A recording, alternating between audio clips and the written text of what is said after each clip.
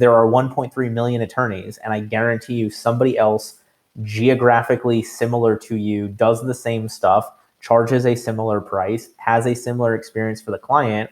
So the more you have that, I call it your ideal client avatar. The more you can go in depth with who's the right fit for you, the more you speak in their language, the more you speak to their problem, the more you share the great prior experiences with client reviews and testimonials of other people that are like them, that attracts more and more of that same consistent person, or at least it should. Your ability as the lawyer to vet and say no to clients, I think is somewhat of a luxury, but the sooner you are able to make that decision, the better experience you will have as a business owner. Is your marketing team working with your service team? Great client service is the bedrock of great marketing.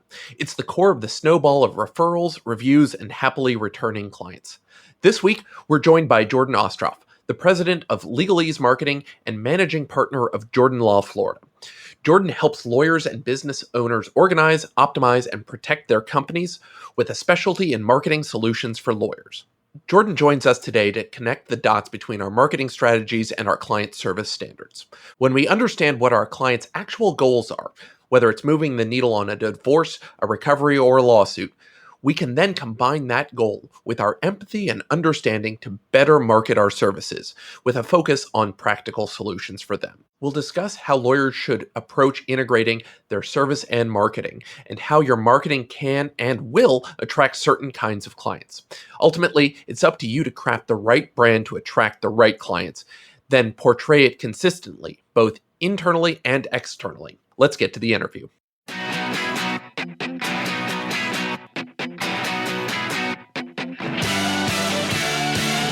I'm John Strohmeyer, and this is the 5-Star Counsel Podcast. The market for legal services is shifting, and lawyers who don't adapt will be left behind. This podcast gives you a competitive edge in today's market by sharing the client service lessons you probably didn't learn in law school or in law practice. Let's start the show. Hey 5-Star listeners, before we start, I want to tell you about our amazing sponsor, Smith AI. Smith AI is a virtual receptionist service for small businesses with a specialty in working with solo and small law firms. I signed up with them within weeks of starting my firm because they are affordable for even the smallest solo practice. Their friendly receptionists respond to potential clients in Spanish or English, screen and schedule new leads, and can even take payments. And now they're answering calls 24 hours a day. So even when you're asleep, they're still working. Even beyond the phone, they've got live agents and chatbots ready to capture leads on your website, by text, and by Facebook Messenger. Smith's friendly gatekeepers can staff your front line so you can work uninterrupted. You can finally have the peace of mind that while you're working, you're not missing out on future work. Plans start at just $70 a month for calls and $100 a month for chats. Smith AI is offering a free trial, and our podcast listeners get an extra $100 discount code with promo code 5-Star. That's FIVESTAR. Sign up and learn more at www.smith.ai. Don't let another day go by. Try Smith AI. Jordan, thanks so much for joining us. Thank you so much for having me, John. Jordan, I've been looking forward to this for a while. You and I met we had our first call during Snowpocalypse, and it was after interacting online in various digital places. And then even this morning, we were having another good conversation. It's like, oh no, we need to stop talking where we're not recording and actually get something useful. And what we came up with is we want to focus on how do we thread the needle with our law firm marketing, where it's not just letting clients know what we do, who they should be, and who we are, but it's how can we create the great client experience as part of the marketing. And there's a lot to unpack. I mean, I already, just in that initial 10 minutes that we were talking, I've already written down half a page of notes. So I'm going to turn it over to you to start this off, and then we're just going to go from there because there's a whole lot we can unpack, and I want to see where you want to start with it. Sure. So I guess here's the beginning of it for me. I love that you always talk about providing that great client experience, because I think that is the bedrock foundation of any successful business. If you're marketing with bad fulfillment or bad product or bad legal services, you're constantly going to be chasing your tail to convince new people to go with you, as opposed to if you have a great client experience, then your marketing brings more people into the chain, brings more people back into the firm, brings more people sending referrals, coming back for more work, and you're just snowballing in a good way, all of that success. So I am a firm believer that doing a great job on the cases and being referralable and providing a sticky client experience is really the table stakes to great marketing. Right. And I mean, I like that. I will pick the nit that I do here often. Experience is important, but ultimately that only picks up half of what's happening, because the experience is just what our clients receive. The service is how we're delivering it. So it encompasses things beyond what the client would see. So, how do we run payroll? How do we take care of our employees? With that little soapbox aside, you're right. It's how do we take care of our clients in a way that's repeatable, but not only in something that's going to be just shared by that one client? How can we make sure that those clients have something that they actually understand what they've gotten, and it's something that they can convey to somebody else, of more than just they poured their legal hours onto my problem and it was solved. Well, and that's the beauty of trying to boil down to what you actually sell. Because I promise you, nobody wants to hire a lawyer. Nobody wants to hire you. Nobody wants a lawyer. Nobody wants a doctor. They want to not be in pain. Nobody wants a photographer. They want a moment captured for all eternity. Nobody wants a lawyer. They want blank.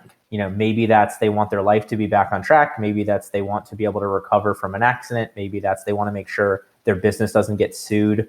Whatever that is, the more you dive down into that and then go a step or two further than that, they don't want to get sued because they don't want to lose their business, because that's their livelihood, because that funds their lifestyle, because that gives them time with their family. The more you realize those things, the more you market to the people that feel that way. And the more you convey to them, this is the problem that we really solve, this is what we really do, the better that you will attract the right kind of clients again and again and again. There is so much in there. And it's, I think about personal injury attorneys. They are often marketing on, we will get you this much, or we have gotten this much in settlements. And if you think back to it, because before you were full-time marketing, you were doing PI, and you still have a practice. You're still nominally connected to a PI practice. I am my wife and I own a practice. She is still a lawyer, so I am married to a phenomenal PI attorney. Right. And I'll call them your clients, you and your wife's, your wife's firm, the clients probably would prefer to have not been injured and not have the money in most cases, because that money is a poor substitute for whatever they lost, whether it's, loss of a use of a limb, a family member, property, whatever it was. They've got this massive disruption, and merely filling in the hole created by that disruption in their life with money isn't always the right answer, because you're going to have other things like physical therapy, missed time at work, whatever it was. And so if you are just thinking about it as, I'm selling, as a lawyer, as a PI attorney, I'm selling a pile of cash, really what the clients are coming back to, or what they'd really like, is, I'd like my life roughly the same way it was before injury occurred. Hopefully. I mean, the interesting thing about personal injury is the worse it is for that person, the better of a case it is.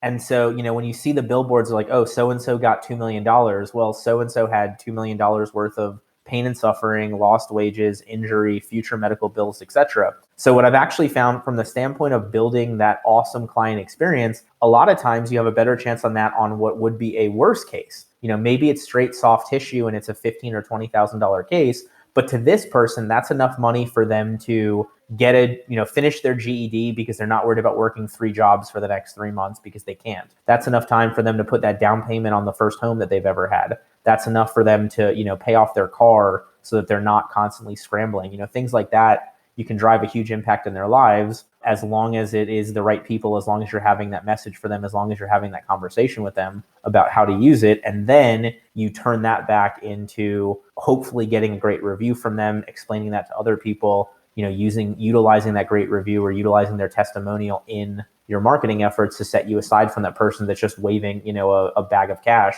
in front of everybody else's face. Right. That's really interesting because I think you're probably the first PI attorney who has mentioned lower dollar settlements and the smaller ones as a way of advancing your life. It's almost, I'll butcher this just because it's not my practice area, but help guide me to the thinking. It's, if you've got the smaller injuries that certain PI firms that are looking for structured payouts, 6-figure, 9-figure, whatever it is, payouts, they're going to pass over the chance to take care of the smaller clients And if you focus on that and focus, it's not just money. It's here, you're going to get some time to go, improve your station because of what happened. Is that fair? Yeah, I mean, and I think it's easier to tell a more relatable story to somebody on the lower level cases. Not that they're not a judgment on what's better or worse, just like for you to get, 7 figures on a settlement, one, you have to have enough insurance on the other side, which is usually not the case. But two, you have to have the wrong injuries for it, or the correct need for it. And so that's not really relatable to a lot of people to be like, hey, do you want to go to physical therapy for 4 times a week for the rest of your life? Do you want to have a back surgery every 5 years for the rest of your life? Do you want to be put through just constantly being in pain and having every doctor tell you they can't figure out why you're in pain and they can try a bunch of things, but no guarantee it'll work? No. But instead, you can show the people of the impact that money has, which tends to be on the lower level because you don't have to spend all of it for future medical bills. You're not, spending a third of your life in and out of the hospital and doctor's offices based upon getting, T-boned by a tractor trailer or something along those lines. And you create that relatable message that brings in the right kind of clients to you, because then, you push that out in the universe and you're attracting the clients that want to go back to the way things were, or use this to help them from a life standpoint and aren't just trying to cash a massive check and, live off of it. Right. And so kind of bring it back to the service aspect, like the marketing, it's always about how your firm is going to make it easy for potential clients to recognize you're the expert who can help them solve their problem. And if most of the PI messaging is T-boned by a tractor trailer, 9-figure settlement, but you just have the soft tissue damage, well, if you're the one guy out there saying, hey, if you tell me whatever the common cause of those $20,000 to $30,000 recoveries are, if you can say, look, if you've got these types of injuries, if you make it very easy for potential clients to see this is a problem as well that you can recover on, it's not just a ho-hum, I got contusions and some bruises and whatever else, I guess I just have to live with it and go on, making it easy for them to see that as a recoverable solution. I mean, I have found that when you attract people who are motivated by money, whether that's client-wise or whether that's employee-wise, they are constantly looking for more money somewhere else. So when you attract somebody that wants to better their life, when you attract somebody that wants to, time travel back to before they had this problem, when you attract somebody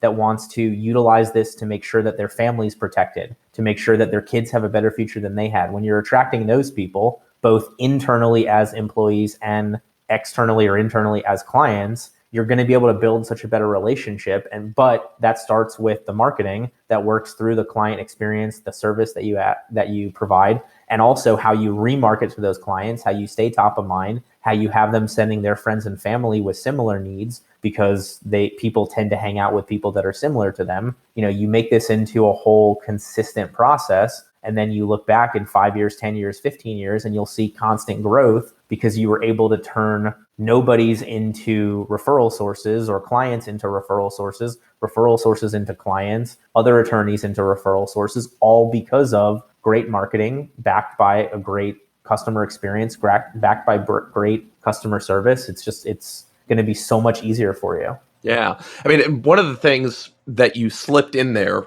was your marketing. Marketing and recruiting are basically the same job, but to the different people. The people who, the marketing goes to the people who pay you, and the recruiting is effectively, this is who we are and how we work, that you're using to bring in new people. And again, kind of drawing back to a point I've made multiple times, that the management and the internal service we're delivering is just the flip side of the service we deliver to our clients. So your external brand is your internal culture. So the brand that other people see is backed by the culture you have internally. The culture you have internally should reflect the brand that other people see outside. And the more that you look at it that way, the more you realize the value of employees, of internal decisions, of everything, because that's how you want people to see you. You want to portray the same image the whole way through. Okay, so we're going to go down the culture for a little bit, because I'm going to pick up on that. Right, because culture, the way it finally clicked for me of, well, what does culture really mean? It's just what we do repeatedly. And that culture, it has to be reflected by the people you hire, and And if you don't care about culture, what ends up happening is the default culture for business is work hard, make money, kind of be nice to people when it makes sense. Otherwise, do whatever you want. And if you're not intentional about picking out the values that you want your people to embody, you'll get the standard, nest of vipers law firm culture where all that matters is how much you build and everything takes a backseat to that. But if you make it more consistent and your culture is built around, we're going to treat people this way, and we're only going to hire people who will treat people that way as their default, not as some sort of act, it's so much easier to present one thing across all facets of your company. And marketing should be the same extension of that, because if you're marketing yourself as the best firm, hands down, bar none in your area, and somebody calls and it's your receptionist first day, or they're not confident in what they're saying and they don't know the answer to any questions, you have immediately lost that client because the marketing message you put forward was not supported by their experience with your company, was not supported by your internal culture. Right. Oh, man. Yes, exactly. And it was something also just that when I was at the Four Seasons, one of the last values there in their service initialism ended with everyone. And it meant that these rules and these guidelines applied to everybody, even if you were sitting in accounting and you never were expected to interact with a guest directly. Why? Because we can't have Bill in accounting who's a jerk to everybody upsetting the message and getting away with it. If he's bringing down culture, then that's a problem for everybody. And even if he can get away with it hiding in his corner, it's really no different than the GM of the hotel doing it at his level. And so what you see in law firms is people are allowed to get away with certain behaviors that they really shouldn't be. And most people kind of resent, well, I've got to work for this person. This is going to be unpleasant, whether it's one project or one career. Well, from the lawyer perspective, so everyone who's been in trial, you have that trial day, right? You go into the courthouse. And if you have any semblance of understanding, you are the nicest human being, because that person you cut off for the parking spot, that person you didn't hold the door for, that person you closed the elevator in their face becomes a potential juror. And so when you take that same concept of how you're acting, knowing that everybody that you are around could be a juror, you have to take that same thing to your own internal office, because if you have somebody who never interacts with a client running out and they slam the door in the client, potential client's face as they're coming in for their consultation, there's going to be those immediate moments of, this doesn't fit. This doesn't fit the message. It doesn't fit what I want. It doesn't fit the brand I thought I was getting. And so, I love that service acronym that y'all used there.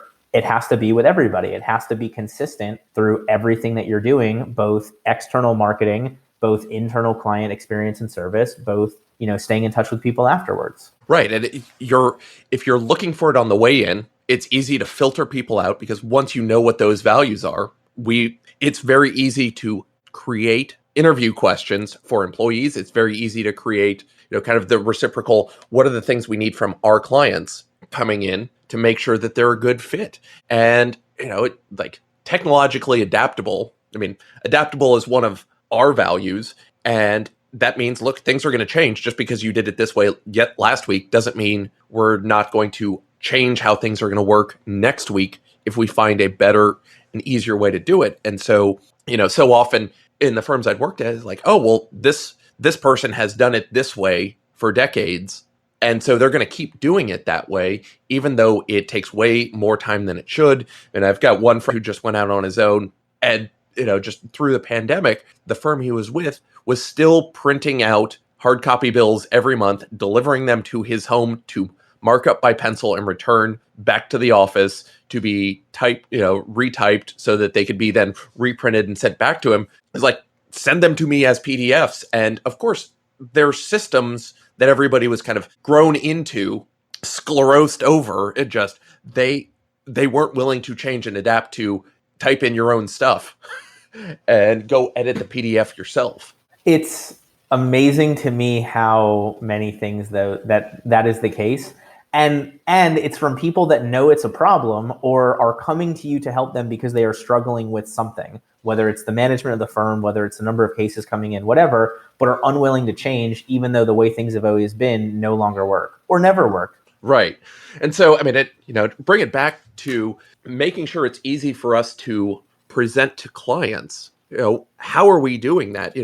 Can you think about one of the first times you really figured out it's not, the first small dollar PI case where you're like, oh, this is about getting them ahead, and how you like recognize that? I have to be honest. I started my firm in 2015. I had no idea what I was doing, which actually makes my job fantastic now because I really just share the stuff that I wish I knew sooner than I knew it. And so really it was one of these things where I think it really boiled down to, we found out my wife was pregnant about 4 years ago now. And so that was sort of like what are we going to do, wanting to spend time with a kid. And so we're able to work back from what clients we happen to get sort of unintentionally that we liked, and then realize what the consistent threads or the commonalities were between them, and then started swapping the marketing message to fit what those people really wanted, what appealed to them, the language that they spoke, the tone that they wanted to hear from us, etc. So that way we were in essence using the marketing as like sort of a magnet